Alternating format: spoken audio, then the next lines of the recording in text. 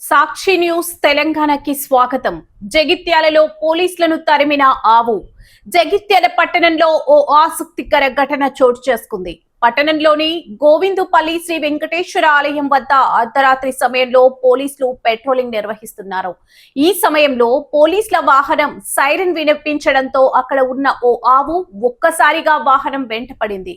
పోలీసుల వాహనం ఎక్కడికి వెళ్లినా ఆవు కూడా వెంబడించడంతో పోలీసులు కొంత దూరం వరకు వాహనాన్ని ముందుకు తీసుకోవాల్సి వచ్చింది. ఆవు పోలీసు వాహనాన్ని వెంబడించిన దృశ్యాలు అక్కడి సీసీ కెమెరాలో రికార్డ్ అయ్యాయి. ప్రస్తుతం ఈ వీడియో సోషల్ మీడియాలో ఆసక్తికరంగా మారింది. పోలీసులను సైతం పరుగులు పెట్టించిన ఆవు ఘటన స్థానికంగా చర్చనీయాంశంగా మారింది.